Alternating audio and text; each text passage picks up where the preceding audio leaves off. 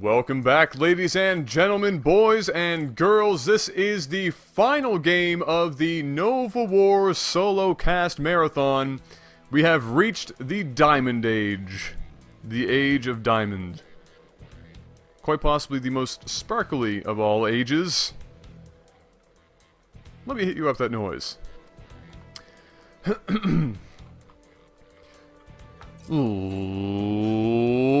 Let's get ready to rumble!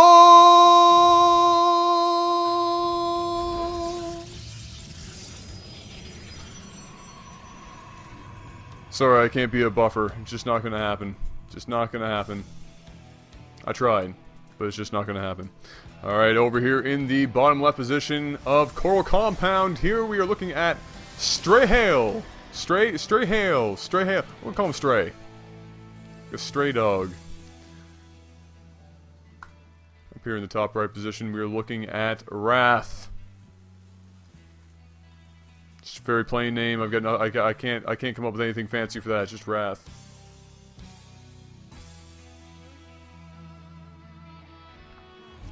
And look at this. Wrath actually, people, I got quiet there for a second. I'm looking at the I'm looking at chat. All going, what the hell were you thinking trying to do a Michael Buffer or Bruce Buffer? No, Michael Buffer. Wait, which one is the original? It's Michael Buffer, right? Yeah. What were you thinking, Adam?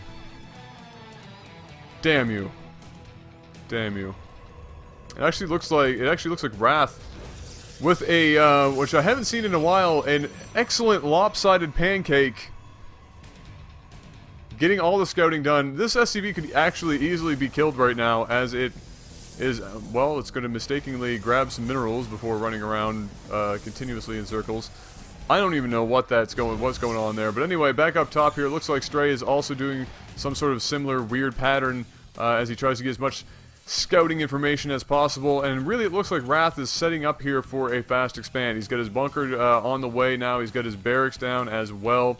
And the probe is going to see all of this and expect just that, so I wouldn't be surprised to see an expansion out of Stray as well. Now we have the Cyber Core on the way, just continuing along as usual. Wrath's going to be chasing around that scouting probe just to make sure that it doesn't make its way back for anything too fancy.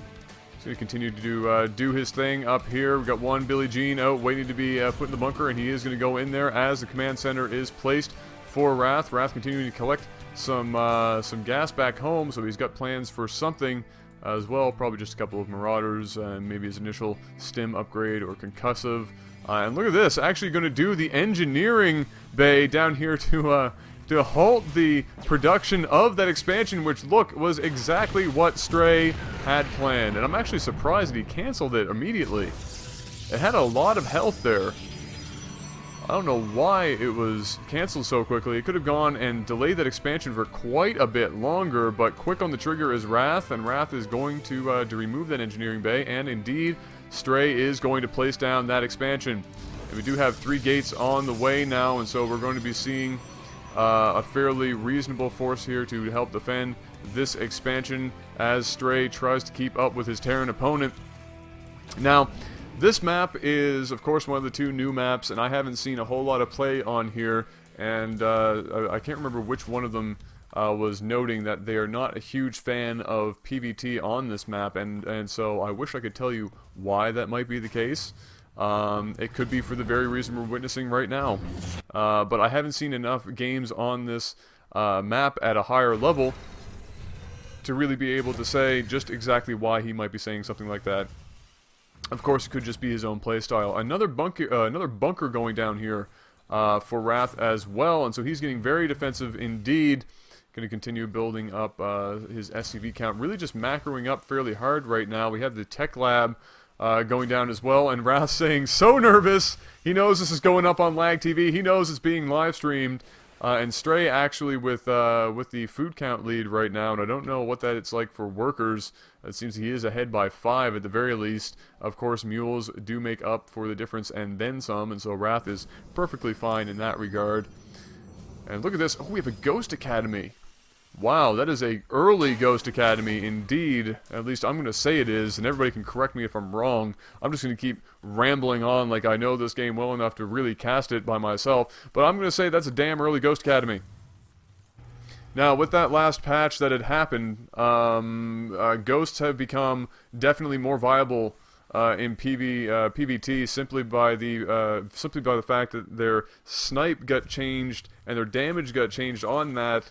You know, it was to help change up the TVZ really, but at this point it would be more or less for the Psi attack addition. I think it's like 25 more Psi damage or something along those lines on the Ghost, and so definitely another incentive above and beyond the EMP for Terran players to really want to use Ghosts in their mix-up against Protoss. We have cloaking going down very quickly here, and so who knows?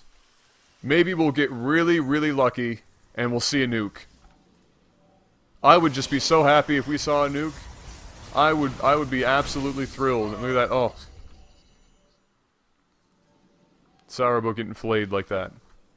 It's highly unfortunate. But hey, look, remember that time I said that we have an Adams Cafe on every corner, even in the woods? Come join us. Finest coffee in the entire system. Won't find a better place anywhere else. Oh, we're even up here. Every corner. Hitting it up. All these workers will be on their shift. They'll get off their shift. They'll just, you know, they just have to walk literally right from the refinery. They walk across the road at lunchtime and they grab themselves a BLT and a quick little coffee to perk them up before going back to work, and everybody's happy. Back here, it looks like the Protoss is actually building up quite a force at this point. A lot of the Zealots, a lot of Stalker force just continuing to build up his gateway production here. And if we look at the production tab real quick, it's looking like we're going to get some upgrades as well on the way. And a Templar Archive just having started. I like where this is going. I mean, we all know that against the Terrans, at this point, Archons and HT are almost necessary in the mid and late game. If you don't have that, it's very, very difficult. You don't have a lot of good zoning ability up against the Terran, and so it becomes very difficult to handle with them, or to handle them in the late game. And look at this, we're actually going to see a bit of a push out here by Stray, and at the same time a Hellion going down here, and the Hellion is going to catch, I don't know how much of that the Hellion actually caught, but Stray is going to have some of his units noticed on the way up, or noted that they are on the way. And so Wrath should know that there might be something on the way. We have a pylon going down here, a couple of proxies just being placed around the map, of course, just for you know, if he ever needs some reinforcements, even in retreating. Something that a lot of Protoss players and lower levels don't make the realization that they can do is, you know, don't just have one proxy pylon. Have proxy pylons in a couple places on the map, so even if you need reinforcing units on a retreat, you'll be able to do that. Now, here is the third going up for Stray.